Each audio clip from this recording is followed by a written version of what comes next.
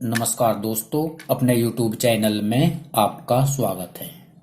दोस्तों, आज हम आपको बताएंगे कैपेसिटर की वैल्यू कैसे डिफाइन करें यदि हमारा एसएमपीएस में या ट्रांसफार्मर वाली पावर सप्लाई में कैपेसिटर पटक जाए तो हम इसकी वैल्यू कैसे निकालेंगे और ये कितनी वोल्ट का था, ये कैसे ज्ञात करेंगे।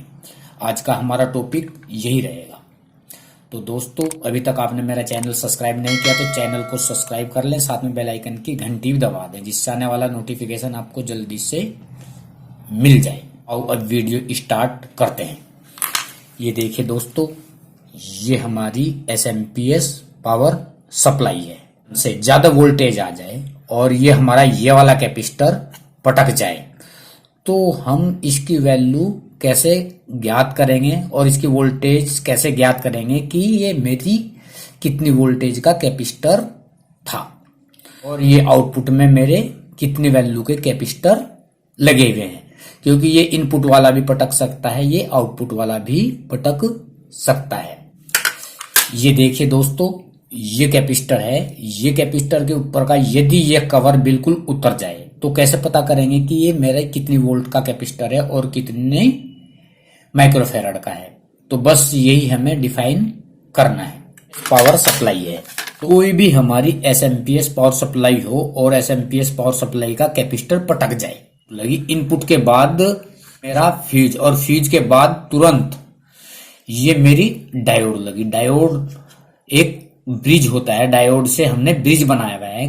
कुछ सप्लाई में डायरेक्ट डायोड ना होकर ये इस टाइप के देखिए ये ब्रिज होते हैं। कुछ बने बनाए ब्रिज होते हैं और कुछ डायोड से ब्रिज बनाए जाते हैं। और इसके बाद ये कैपेसिटर, ये वाला कैपेसिटर देखिए, जैसे यही कैपेसिटर लगाते थे। कैपेसिटर यहां तक हम वोल्टेज कैसे चेक करते हैं, जब यहां तक आएगी वोल्टेज, ये यहां तक अनरेगुलेटेड पावर सप्लाई होती है। तो जैसे ही यहां वोल्ट बढ़ेगी कैपेसिटर पर वोल्टेज बढ़ जाती है। तो यहां पर जैसे हम 220 वोल्ट देंगे इसको बिना कैपेसिटर के, यहां पर 190 180 वोल्ट दिखाएगा। और जब हम यहां कैपेसिटर लगा देते हैं तो कैपेसिटर चार्ज होकर 350 380 तक यहां पर ये वोल्टेज दिखाएगा। जब यहां इसके कैपेसिटर के इसमें हम पैरेलल में वोल्टेज चेक करेंगे तो यहां ये 380 दिखाएगा। और बिना कैपेसिटर के वोल्टेज चेक करेंगे यहां प्लस माइनस पर, तो ये 190 180 वोल्ट दिखाएगा। 220 वोल्ट इनपुट है तो मुझे यहां कैपेसिटर 440 500 वोल्ट का कैपेसिटर लगाना पड़ेगा।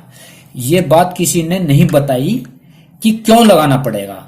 मैं बताता हूं क्यों लगाना पड़ेगा। जो हमारी एसी होती है, एसी होती है तो ये एक स्ट्रेट लाइन है। स्ट्रेट लाइन में ये 220 प्लस जाएगी और 220 ये माइनस जाएगी। चलो पेपर पर बता देता हूं। यहां से एसी ये चलती है, ये चलती है। ये 220, यहां से 220 वोल्ट तो ये प्लस में गई और 220 ये मेरी माइनस में गई, ये यहां तक।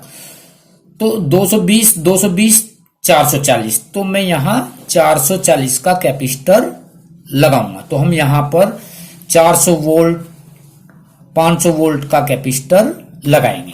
मैं आपको समझाने की अच्छी तरीके से कोशिश कर रहा हूं जिससे आपको समझ में आ जाए। तो ये मान लीजिए यहां मैंने 200 दी और यहां मुझे 190 वोल्ट मिली, तो 190 का दुगना कितना हुआ, यही 350 380 के लगभग। तो मैं यहां 400 वोल्ट का कैपेसिटर लगाऊंगा। 400 का लगाऊंगा या 500 का लगाऊंगा। 20 पर हम 400 वोल्ट और 100 माइक्रोफैराड का कैपेसिटर ये लगाएंगे। सेम ये वाला देख लिए, यदि हमारे पास ज्यादा करंट की सप्लाई है तो हम 100 माइक्रोफैराड का कैपेसिटर लगाएंगे, और ज्यादा एम्पियर की सप्लाई है तो और ज्यादा कैपेसिटर लगाएंगे। फिल्टर के लिए वीडियो में भी फिल्टर के बारे में बताया था। जो एक ये कैपेसिटर होता है ये अपने अंदर वोल्टेज रोक लेता है, ये कैपेसिटर चार्ज हो जाता है। और जब फ्लक्चुएशन होता है या पल्स चलती हैं, ऊपर नीचे पल्स चलती हैं, ये हमारी ऊपर नीचे पल्स चलती हैं, 50 हर्ट्ज होती हैं एसी में। तो चार्जिंग कंटिन्यू देने के लिए ये कैपेसिटर लगाया जाता है। आपकी समझ में आ गया होगा, मैं बहुत अच्छी तरीके से आपको समझा रहा हूं कि कैपेसिटर की वैल्यू हम कैसे लगाएंगे। यदि हमारा फट जाता है तो हम यहां पर वोल्टेज चेक करेंगे। ये हमारा मल्टीमीटर है, मल्टीमीटर को हम यहां डीसी में रखेंगे। डीसी में रखने के बाद यहां डायोड पर चेक करेंगे। यहां हमारी 200 वोल्ट, यहां पर 220 इनपुट आएगी, यहां 180 आएगी बिना कैपेसिटर के। जब कैपेसिटर चार्ज होगा तो यहां 380 390 वोल्ट हमारी दिखाएगा। 400 वोल्ट और 500 वोल्ट का कैपेसिटर लगाएंगे। ये हमारा कैपेसिटर पटक जाता है और ये इसके चीथड़े चीथड़े हो जाते हैं। तो इस तरीके से हम ये कैपेसिटर की वैल्यू और वोल्टेज दोनों लगा सकते हैं। अब बात आती है आउटपुट वाले कैपेसिटर की। ये चलो छोटी सप्लाई में हम बता देते हैं। ये देख ले, ये बात आती है अब छोटे वाले कैपेसिटर की जो हमारी आउटपुट में होती है। तो ये मेरी यहां इनपुट है, देखिए इसमें ये ब्रिज लगे हुए हैं। ये हमारे हाई वोल्टेज के कैपेसिटर हैं, माइक्रोफैराड कम करंट की है, ये आउटपुट में ही होते हैं। तो जब ये हमारे कैपेसिटर पटक जाते हैं तो हम यहां पर इस साइड में यहां वोल्टेज चेक करते हैं। वोल्टेज चेक करते हैं तो वोल्टेज चेक करने के बाद जैसे मैंने आपको भी इसमें बताया था, यहां पर मेरी 12 वोल्ट है तो 12 की जगह यहां पर 8 वोल्ट दिखाएगा। तो 8 वोल्ट दिखाएगा तो मुझे यहां 16 वोल्ट का कैपेसिटर लगाना पड़ेगा। ये 16 वोल्ट का कैपेसिटर लगाना पड़ेगा। और अब हमें ये देखना है कि आउटपुट में हमें कितनी करंट लेनी है, हमें कहाँ यूज करनी है। इस तरीके से फिर हम इसकी ये जो माइक्रोफैराड होती है, माइक्रोफैराड लगाते हैं। ज्यादा माइक्रोफैराड का कैपेसिटर ज्यादा चार्जिंग के लिए लगाते हैं और कम माइक्रोफैराड का कैपेसिटर कम चार्जिंग के लिए लगाते हैं। ये 7-8 एम्पियर की सप्लाई है तो 7-8 एम्पियर में हम 470 माइक्रोफैराड का आउटपुट में कैपेसिटर लगा लेते हैं।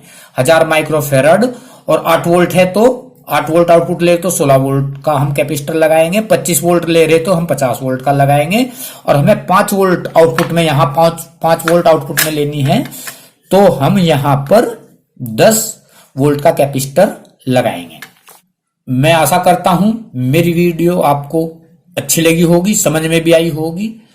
तो दोस्तों वीडियो को ज्यादा से ज्यादा लाइक करें, शेयर करें और अभी तक आपने मेरा चैनल सब्सक्राइब नहीं किया तो चैनल को सब्सक्राइब भी कर लें। जय हिंद, जय भारत।